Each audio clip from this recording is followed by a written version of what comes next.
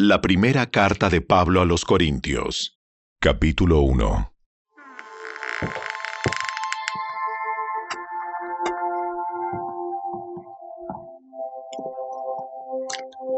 Yo, Pablo, elegido por la voluntad de Dios para ser un apóstol de Cristo Jesús, escribo esta carta junto con nuestro hermano Sóstenes.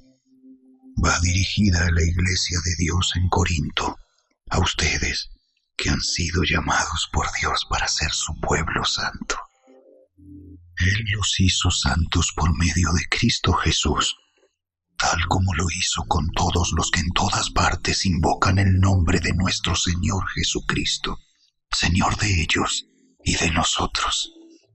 Que Dios, nuestro Padre, y el Señor Jesucristo les den gracia y paz.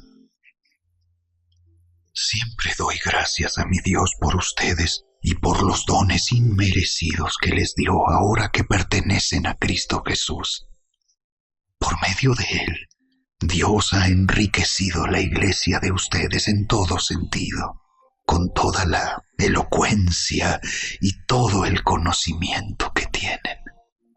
Eso confirma que es verdad lo que les dije acerca de Cristo.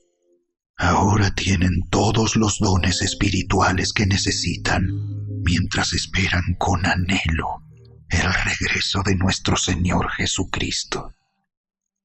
Él los mantendrá firmes hasta el final, para que estén libres de toda culpa el día que nuestro Señor Jesucristo vuelva. Dios lo hará, porque Él es fiel para hacer lo que dice, y los ha invitado a que tengan comunión con su Hijo, Jesucristo, nuestro Señor. Amados hermanos, les ruego por la autoridad de nuestro Señor Jesucristo que vivan en armonía los unos con los otros, que no haya divisiones en la iglesia. Por el contrario, sean todos de un mismo parecer, unidos en pensamiento y propósito. Pues algunos de la casa de Cloé me contaron de las peleas entre ustedes, mis amados hermanos. Algunos de ustedes dicen, yo soy seguidor de Pablo. Otros dicen, yo sigo a Apolos, o yo sigo a Pedro, o yo sigo únicamente a Cristo. ¿Acaso Cristo está dividido en facciones? ¿Fui yo, Pablo, crucificado por ustedes? ¿Fue alguno de ustedes bautizado en el nombre de Pablo? Por supuesto que no. Agradezco a Dios que no bauticé a ninguno de ustedes excepto a Crispo y a Gayo, porque ahora nadie puede decir que fue bautizado en mi nombre. Sí, también bauticé a los de la casa de Estéfanas, pero no recuerdo haber bautizado a nadie más. Pues Cristo no me envió a bautizar, sino a predicar la buena noticia, y no con palabras ingeniosas, por temor a que la cruz de Cristo perdiera su poder. El mensaje de la cruz es una ridiculez para los que van rumbo a la destrucción. Pero nosotros, que vamos en camino a la salvación, sabemos que es el poder mismo de Dios. Como dicen las Escrituras, destruiré la sabiduría de los sabios y desecharé la inteligencia de los inteligentes. Así que, ¿dónde deja eso a los filósofos, a los estudiosos y a los especialistas en debates de este mundo? Dios ha hecho que la sabiduría de este mundo parezca una ridiculez, ya que Dios, en su sabiduría, se aseguró de que el mundo nunca lo conociera por medio de la sabiduría humana. Usó nuestra predicación ridícula para salvar a los que creen. Es ridícula para los judíos, que piden señales del cielo, y es ridícula para los griegos, que buscan la sabiduría humana. Entonces, cuando predicamos que Cristo fue crucificado, los judíos se ofenden y los gentiles dicen que son puras tonterías. Sin embargo, para los que Dios llamó a la salvación, tanto judíos como gentiles, Cristo es el poder de Dios y la sabiduría de Dios. Ese plan ridículo de Dios es más sabio que el más sabio de los planes humanos, y la debilidad de Dios es más fuerte que la mayor fuerza humana. Recuerden, amados hermanos, que pocos de ustedes eran sabios a los ojos del mundo, o poderosos, o ricos, cuando Dios los llamó. En cambio, Dios eligió lo que el mundo considera ridículo para avergonzar a los que se creen sabios, y escogió cosas que no tienen poder para avergonzar a los poderosos. Dios escogió lo despreciado por el mundo, lo que se considera como nada, y lo usó para convertir en nada lo que el mundo considera importante. Como resultado, nadie puede jamás jactarse en presencia de Dios. Dios los ha unido a ustedes con Cristo Jesús. Dios hizo que Él fuera la sabiduría misma para nuestro beneficio. Cristo nos hizo justos ante Dios, nos hizo puros y santos y nos liberó del pecado. Por lo tanto, como dicen las Escrituras, si alguien quiere jactarse, que se jacte solamente del Señor.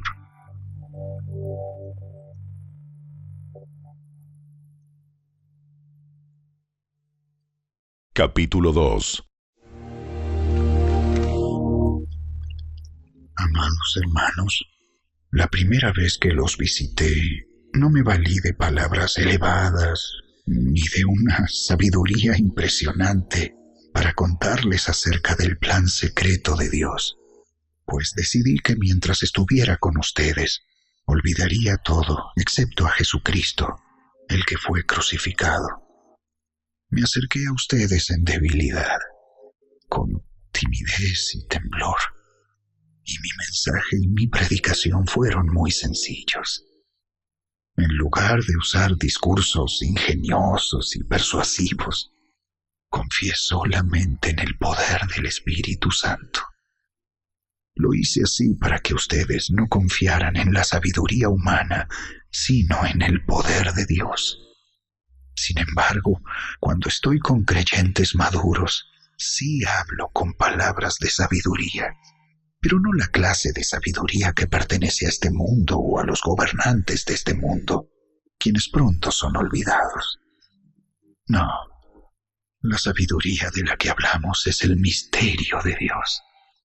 Su plan que antes estaba escondido, aunque Él lo hizo para nuestra gloria final, aún antes que comenzara el mundo.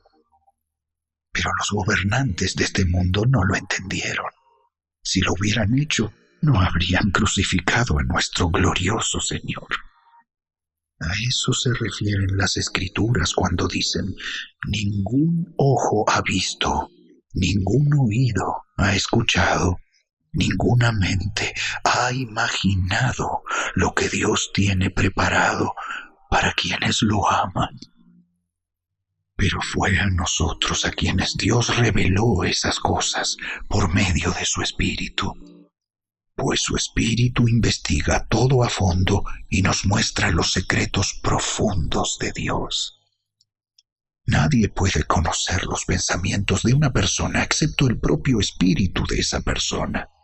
Y nadie puede conocer los pensamientos de Dios excepto el propio Espíritu de Dios. Y nosotros hemos recibido al Espíritu de Dios, no al espíritu del mundo, de manera que podemos conocer las cosas maravillosas que Dios nos ha regalado. Les decimos estas cosas sin emplear palabras que provienen de la sabiduría humana. En cambio, hablamos con palabras que el Espíritu nos da, usando las palabras del Espíritu para explicar las verdades espirituales. Pero los que no son espirituales no pueden recibir esas verdades de parte del Espíritu de Dios. Todo les suena ridículo y no pueden entenderlo, porque solo los que son espirituales pueden entender lo que el Espíritu quiere decir. Los que son espirituales pueden evaluar todas las cosas, pero ellos mismos no pueden ser evaluados por otros. Pues, ¿quién puede conocer los pensamientos del Señor? ¿Quién sabe lo suficiente para enseñarle a Él? Pero nosotros entendemos estas cosas porque tenemos la mente de Cristo.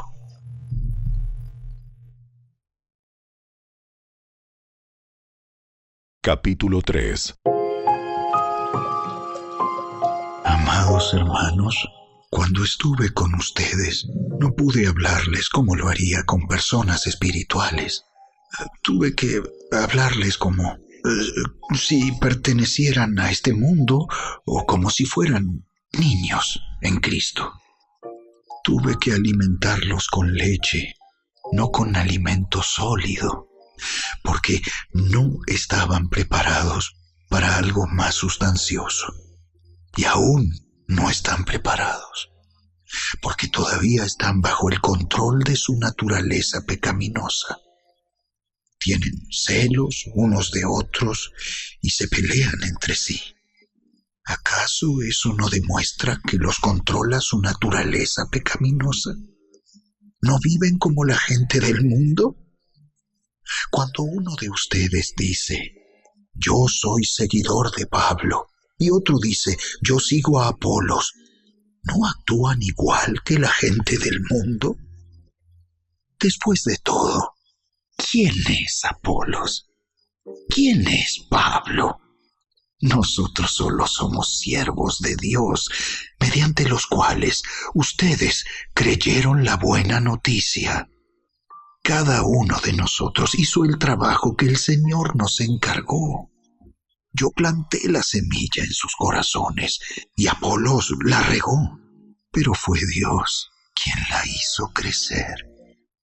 No importa quién planta o quién riega. Lo importante es que Dios hace crecer la semilla. El que planta y el que riega trabajan en conjunto con el mismo propósito, y cada uno será recompensado por su propio arduo trabajo.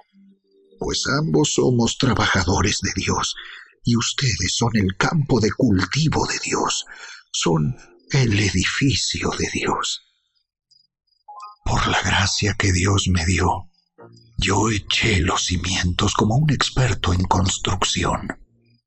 Ahora otros edifican encima, pero cualquiera que edifique sobre este fundamento tiene que tener mucho cuidado. Pues nadie puede poner un fundamento distinto del que ya tenemos, que es Jesucristo. El que edifique sobre este fundamento podrá usar una variedad de materiales: oro, plata, joyas, madera, heno o paja. Pero el día del juicio, el fuego revelará la clase de obra que cada constructor ha hecho. El fuego mostrará si la obra de alguien tiene algún valor. Si la obra permanece, ese constructor recibirá una recompensa. Pero si la obra se consume, el constructor sufrirá una gran pérdida. El constructor se salvará, pero como quien apenas se escapa atravesando un muro de llamas. ¿No se dan cuenta de que todos ustedes juntos son el templo de Dios y que el Espíritu de Dios vive en ustedes? Dios destruirá a cualquiera que destruya este templo, pues el templo de Dios es santo y ustedes son este templo. Dejen de engañarse a sí mismos. Si piensan que son sabios de acuerdo con los criterios de este mundo, necesitan volverse necios para ser verdaderamente sabios. Pues la sabiduría de este mundo es necedad para Dios. Como dicen las Escrituras, Él atrapa a los sabios en la trampa de su propia astucia. Y también el Señor conoce los pensamientos de los sabios, sabe que no valen nada. Así que no se jacten de seguir a un líder humano en particular, pues a ustedes les pertenece todo, ya sea Pablo, o Apolos, o Pedro, o el mundo, o la vida y la muerte, o el presente y el futuro. Todo les pertenece a ustedes, y ustedes pertenecen a Cristo, y Cristo pertenece a Dios.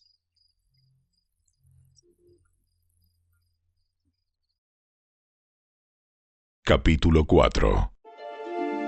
Así que a Apolos y a mí, considérennos como simples siervos de Cristo, a quienes se nos encargó la tarea de explicar los misterios de Dios.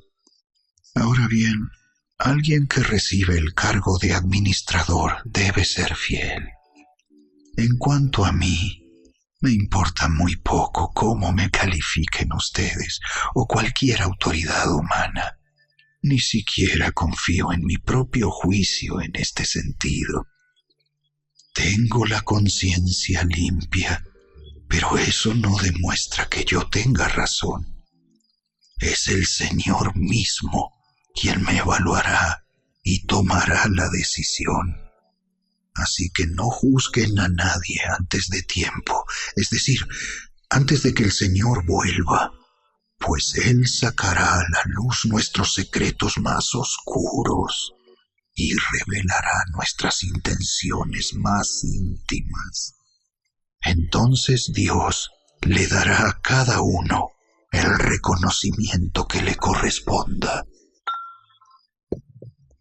Amados hermanos, puse el caso de Apolos y el mío propio como ilustración de lo que les vengo diciendo. Si prestan atención a lo que les cité de las Escrituras, no estarán orgullosos de uno de sus líderes a costa de otro. Pues, ¿qué derecho tienen a juzgar así? ¿Qué tienen que Dios no les haya dado? Y si todo lo que tienen proviene de Dios, ¿por qué se jactan como si no fuera un regalo? Ustedes piensan que ya tienen todo lo que necesitan. Creen que ya son ricos. Hasta han comenzado a reinar sin nosotros en el reino de Dios. Yo desearía que en verdad ya estuvieran reinando, porque entonces nosotros estaríamos reinando con ustedes. A veces pienso que a nosotros, los apóstoles, Dios nos puso en exhibición como prisioneros de guerra al final del desfile del vencedor, condenados a muerte. Nos hemos convertido en un espectáculo para el mundo entero, tanto para la gente como para los ángeles. Nuestra entrega a Cristo nos hace parecer tontos. En cambio, ustedes afirman ser tan sabios en Cristo. Nosotros somos débiles, Pero ustedes son tan poderosos.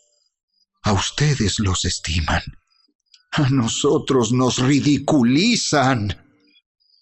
Incluso ahora mismo pasamos hambre y tenemos sed y nos falta ropa para abrigarnos. A menudo somos golpeados y no tenemos casa. Nos cansamos trabajando con nuestras manos para ganarnos la vida. Bendecimos a los que nos maldicen. Somos pacientes con los que nos maltratan. Respondemos con gentileza cuando dicen cosas malas de nosotros. Aún así, se nos trata como la basura del mundo, como el desperdicio de todos, hasta este preciso momento.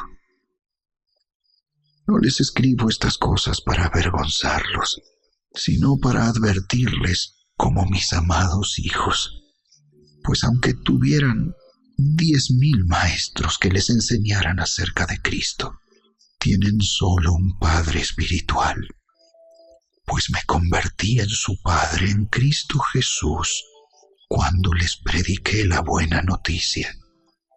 Así que les ruego que me imiten. Por esa razón, les envié a Timoteo, mi fiel y amado hijo en el Señor. Él les recordará la manera en que sigo a Cristo Jesús, así como lo enseño en todas las iglesias, en todas partes. Algunos de ustedes se han vuelto arrogantes al pensar que no volveré a visitarlos, pero iré, y pronto, si el Señor me lo permite. Y entonces comprobaré si esos arrogantes solo dan discursos pretenciosos o de verdad tienen el poder de Dios. Pues el reino de Dios no consiste en las muchas palabras, sino en vivir por el poder de Dios. ¿Qué prefiere? ¿Que llegue con una vara para castigarlos o que vaya con amor y un espíritu amable?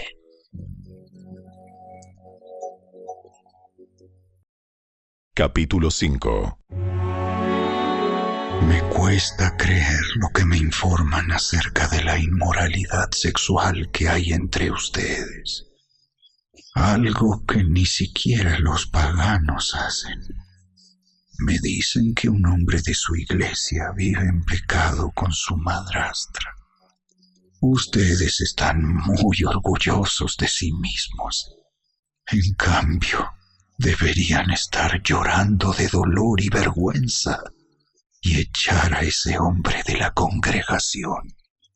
Aunque no estoy con ustedes en persona, sí lo estoy en el espíritu. Y como si estuviera ahí, ya emití mi juicio sobre ese hombre. En el nombre del Señor Jesús, ustedes deben convocar a una reunión de la iglesia.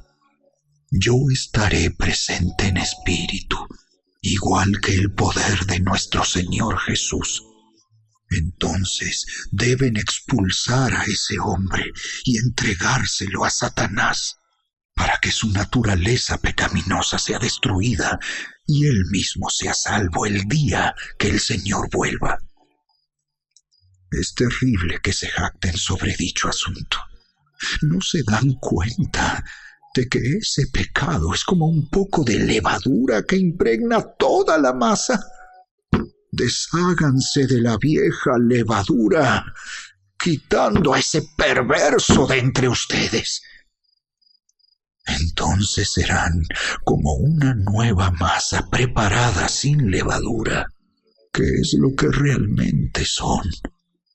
Cristo, nuestro Cordero Pascual, ha sido sacrificado por nosotros. Por lo tanto, celebremos el festival, no con el viejo pan de perversidad y maldad, sino con el nuevo pan de sinceridad y verdad. Cuando les escribí anteriormente, Les dije que no se relacionaran con personas que se entregan al pecado sexual. Pero no me refería a los incrédulos que se entregan al pecado sexual, o son avaros, o estafadores, o rinden culto a ídolos. Uno tendría que salir de este mundo para evitar gente como esa.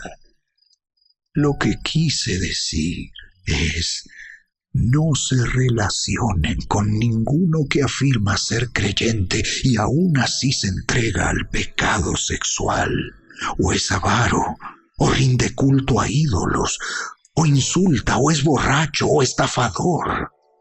Ni siquiera coman con esa gente. No es mi deber juzgar a los de afuera, pero sí es responsabilidad de ustedes juzgar a los que son de la iglesia y están en pecado. Dios juzgará a los de afuera, pero como dicen las Escrituras, quiten al malvado de entre ustedes.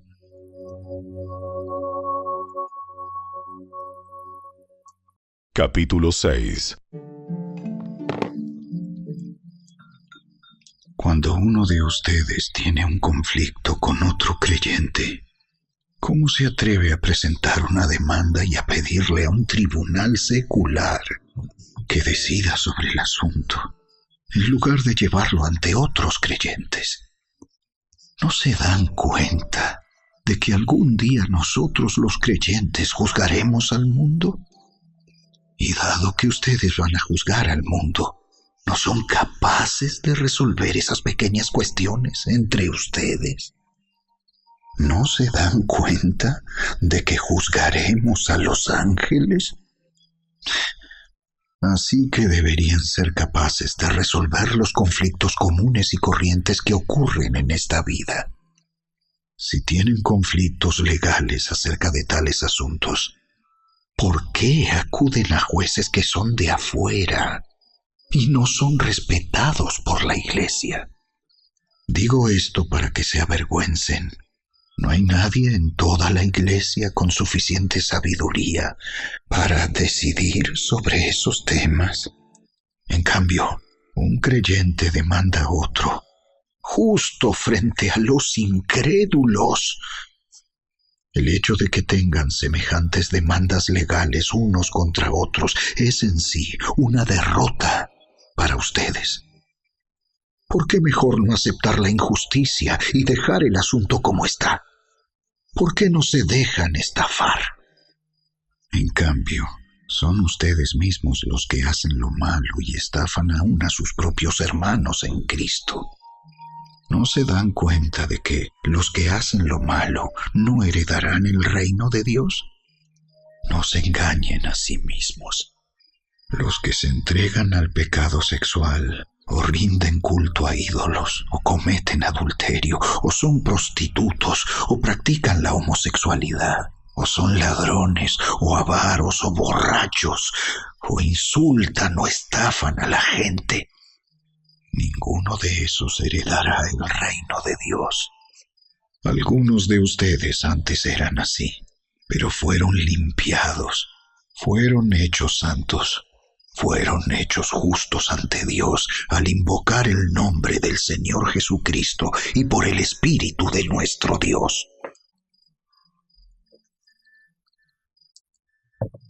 Ustedes dicen, se me permite hacer cualquier cosa, pero no todo les conviene. Y aunque se me permite hacer cualquier cosa, no debo volverme esclavo de nada. Ustedes dicen, la comida se hizo para el estómago y el estómago para la comida. Eso es cierto, aunque un día Dios acabará con ambas cosas. Pero ustedes no pueden decir que nuestro cuerpo fue creado para la inmoralidad sexual.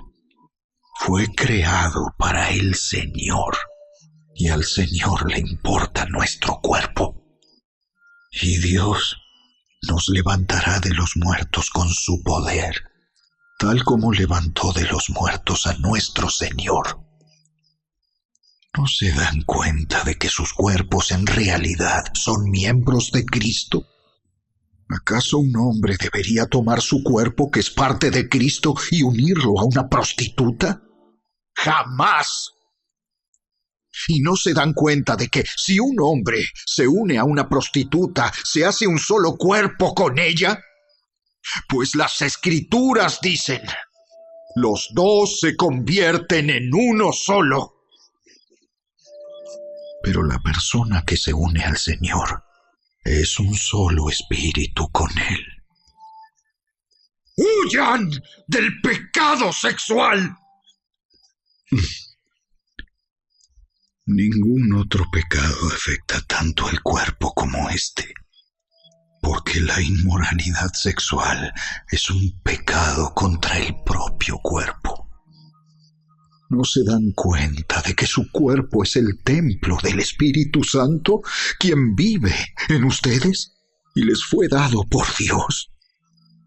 Ustedes no se pertenecen a sí mismos, porque Dios los compró a un alto precio. Por lo tanto, honren a Dios con su cuerpo.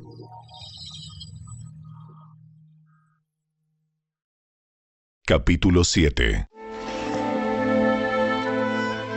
Ahora, en cuanto a las preguntas que me hicieron en su carta, es cierto que es bueno abstenerse de tener relaciones sexuales. Sin embargo, dado que hay tanta inmoralidad sexual, cada hombre debería tener su propia esposa y cada mujer su propio marido. El esposo debe satisfacer las necesidades sexuales de su esposa, y la esposa debe satisfacer las necesidades sexuales de su marido.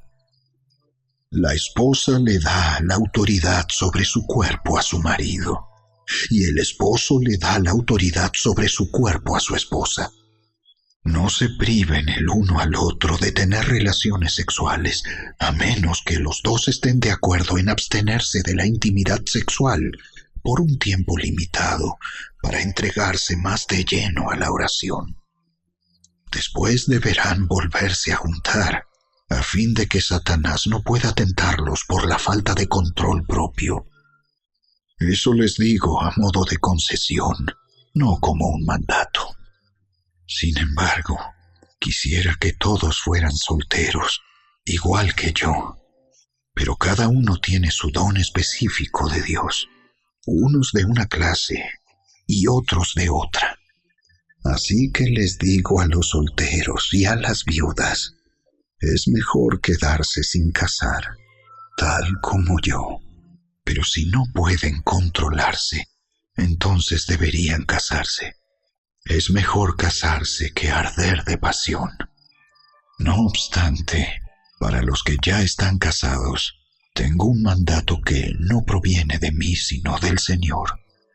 La esposa no debe dejar a su marido, pero si lo deja, que no se case de nuevo, o bien que se reconcilie con él.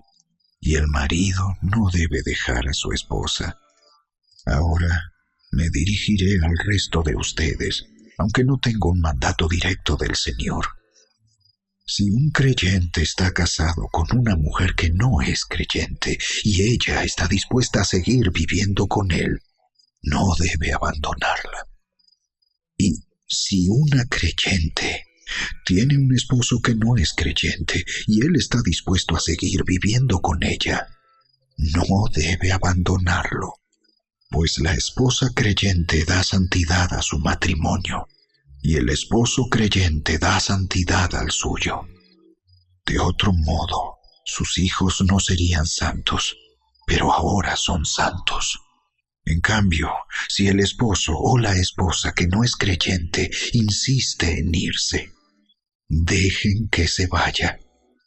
En esos casos el cónyuge creyente ya no está ligado al otro, porque Dios los ha llamado a ustedes a vivir en paz. ¿Acaso ustedes, esposas, no se dan cuenta de que sus maridos podrían ser salvos a causa de ustedes? Y ustedes, esposos, ¿no se dan cuenta de que sus esposas podrían ser salvas a causa de ustedes? Cada uno debería seguir viviendo en la situación que el Señor lo haya puesto y permanecer tal como estaba cuando Dios lo llamó por primera vez. Esa es mi regla para todas las iglesias. Por ejemplo, un hombre que se circuncidó antes de llegar a ser creyente no debería tratar de revertir su condición. Y el hombre que no estaba circuncidado cuando llegó a ser creyente no debería circuncidarse ahora, pues no tiene importancia si un hombre ha sido o no circuncidado. Lo importante es cumplir los mandamientos de Dios. Cada uno debería permanecer tal como estaba cuando Dios lo llamó. ¿Eres un esclavo? No dejes que eso te preocupe. Sin embargo, si tienes la oportunidad de ser libre, aprovéchala. Y recuerda, si eras un esclavo cuando el Señor te llamó, ahora eres libre en el Señor. Y si eras libre cuando el Señor te llamó, ahora eres un esclavo de Cristo. Dios pagó un alto precio por ustedes, así que no se dejen esclavizar por el mundo. Amados hermanos, cada uno debería permanecer tal como estaba cuando Dios lo llamó por primera vez. Ahora, con respecto a la pregunta acerca de las jóvenes que todavía no se han casado, para ellas no tengo ningún mandato del Señor, pero el Señor, en su misericordia, me ha dado sabiduría digna de confianza que les transmitiré a ustedes. Debido a la crisis actual, pienso que es mejor que cada uno se quede como está. Si tienes esposa, no procures terminar tu matrimonio. Si no tienes esposa, no busques casarte. Pero si te casas, no es pecado. Y si una joven se casa, tampoco es pecado. Sin embargo, los que se casen en este tiempo tendrán problemas, y estoy tratando de evitárselos. Déjenme decirles lo siguiente, amados hermanos. El tiempo que queda es muy breve, así que de ahora en adelante, los que estén casados no deberían concentrarse únicamente en su matrimonio. Los que lloran, o los que se alegran, o los que compran cosas, no deberían ser absorbidos por sus lágrimas, ni su alegría, ni sus posesiones. Los que usan las cosas del mundo no deberían apegarse a ellas, pues este mundo, tal como lo conocemos, pronto desaparecerá. Quisiera que estén libres de las preocupaciones de esta vida. Un soltero puede invertir su tiempo en hacer la obra del Señor y en pensar cómo agradarlo a Él. Pero el casado tiene que pensar en sus responsabilidades terrenales y en cómo agradar a su esposa. Sus intereses están divididos. De la misma manera, una mujer que ya no está casada o que nunca se ha casado puede dedicarse al Señor y ser santa en cuerpo y en espíritu.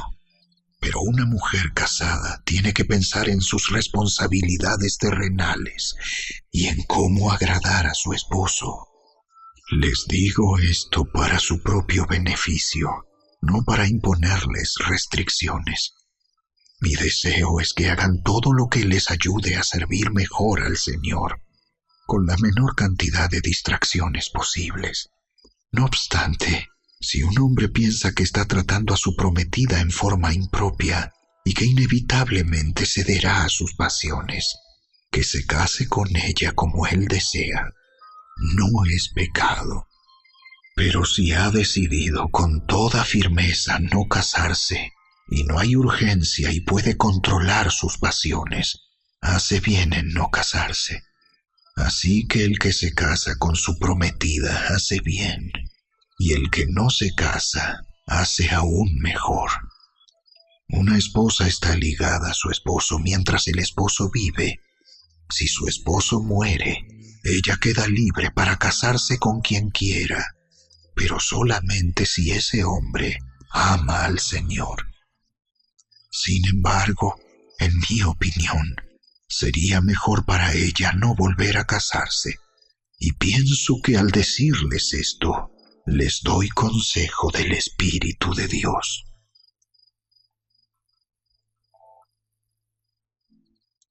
Capítulo 8. Ahora, con respecto a la pregunta acerca de la comida que ha sido ofrecida a ídolos, es cierto, sabemos que todos tenemos conocimiento sobre este tema. Sin embargo, mientras que el conocimiento nos hace sentir importantes, es el amor lo que fortalece a la Iglesia. El que afirma que lo sabe todo, en realidad, no es que sepa mucho. Pero la persona que ama a Dios es a quien Dios reconoce. Entonces, ¿qué acerca de comer carne ofrecida a ídolos? Pues sabemos que un ídolo no es en verdad un Dios y que hay solo un Dios. Puede que existan esos llamados dioses, tanto en el cielo como en la tierra, y algunas personas de hecho rinden culto a muchos dioses y a muchos señores.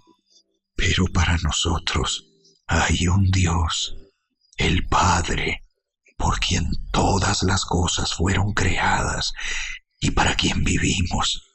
Y hay un Señor, Jesucristo, por medio de quien todas las cosas fueron creadas y por medio de quien vivimos. Sin embargo, no todos los creyentes saben esto. Algunos están acostumbrados a pensar que los ídolos son reales. Entonces, cuando comen un alimento que fue ofrecido a ídolos, lo consideran adoración a dioses verdaderos y violan su débil conciencia. Es cierto que no podemos obtener la aprobación de Dios por lo que comemos. No perdemos nada si no lo comemos, y no ganamos nada si lo comemos. Pero ustedes deben tener cuidado de que su libertad no haga tropezar a los que tienen una conciencia más débil. Pues si otros te ven con tu conocimiento superior comiendo en el templo de un ídolo, ¿acaso no se sentirán alentados a violar su conciencia al comer un alimento que se ofreció a un ídolo? Así que a causa de tu conocimiento superior, se destruirá un creyente débil por quien Cristo murió. Cuando ustedes pecan contra otros creyentes al alentarlos a hacer algo que para ellos está mal, pecan contra Cristo. Por lo tanto, si lo que como hace que otro creyente peque, nunca más comeré carne mientras viva, porque no quiero hacer que otro creyente tropiece.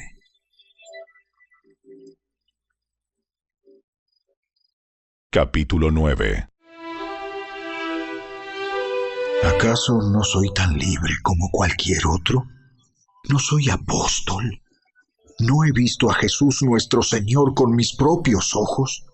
¿No es gracias a mi trabajo que ustedes pertenecen al Señor? Aunque otros piensen que no soy apóstol, ciertamente para ustedes lo soy. Ustedes mismos son la prueba de que soy apóstol del Señor. Esta es mi respuesta a los que cuestionan mi autoridad. ¿Acaso no tenemos derecho de hospedarnos con ustedes y compartir sus comidas? ¿No tenemos derecho a llevar con nosotros a una esposa creyente como lo hacen los demás apóstoles y los hermanos del Señor y como lo hace Pedro? ¿O Bernabé y yo somos los únicos que tenemos que trabajar para sostenernos? ¿Qué soldado tiene que pagar sus propios gastos?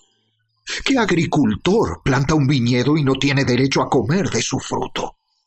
¿A qué pastor que cuida de su rebaño de ovejas no se le permite beber un poco de la leche? ¿Expreso meramente una opinión humana? ¿O dice la ley lo mismo?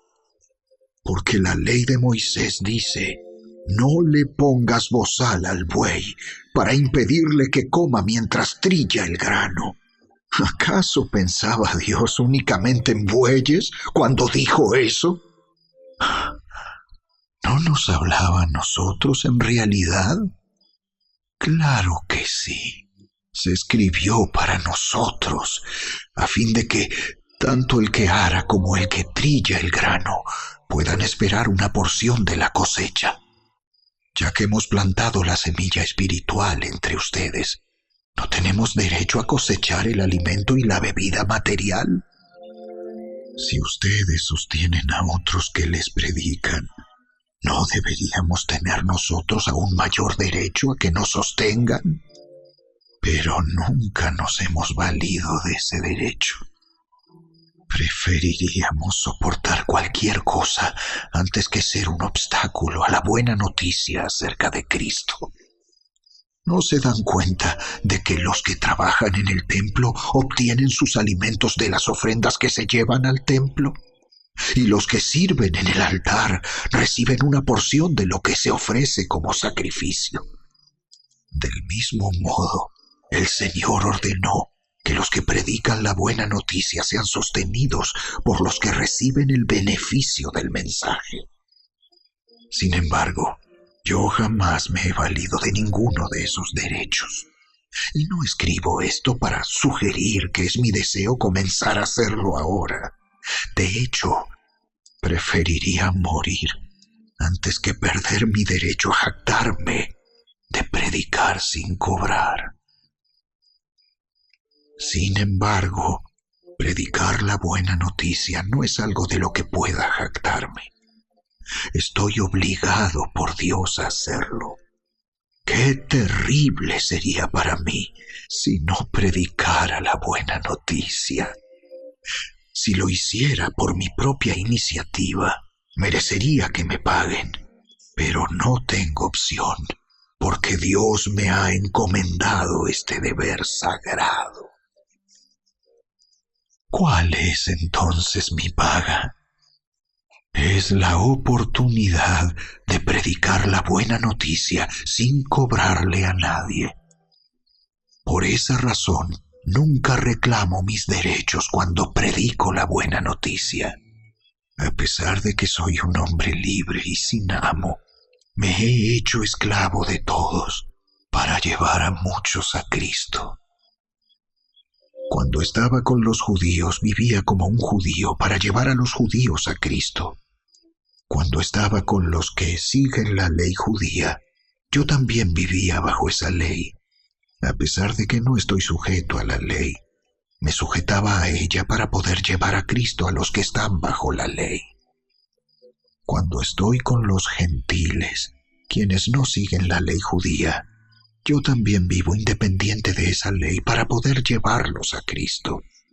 Pero no ignoro la ley de Dios. Obedezco la ley de Cristo.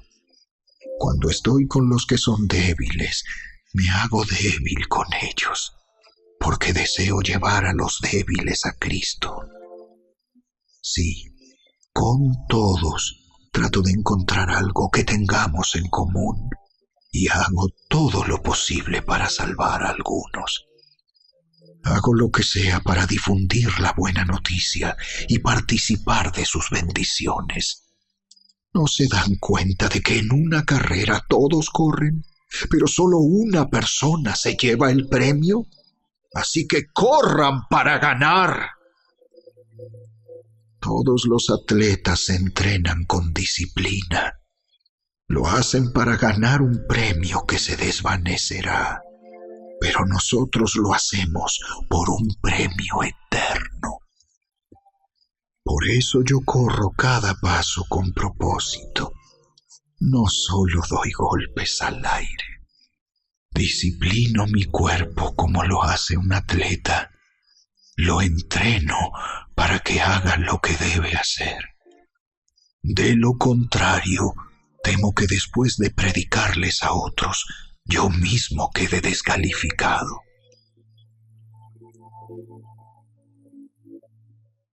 Capítulo 10. Amados hermanos, no quiero que se olviden de lo que les sucedió a nuestros antepasados hace mucho tiempo en el desierto. Todos fueron guiados por una nube que iba delante de ellos, y todos caminaron a través del mar sobre tierra seca. Todos ellos fueron bautizados en la nube y en el mar como seguidores de Moisés. Todos comieron el mismo alimento espiritual, y todos bebieron la misma agua espiritual, pues bebieron de la roca espiritual que viajaba con ellos, y esa roca era Cristo. Sin embargo, Dios no se agradó con la mayoría de ellos, y sus cuerpos fueron dispersados por el desierto. Esas cosas sucedieron como una advertencia para nosotros, a fin de que no codiciemos lo malo como hicieron ellos, ni rindamos culto a ídolos como hicieron algunos de ellos. Como dicen las Escrituras, el pueblo celebró con abundante comida y bebida, y se entregó a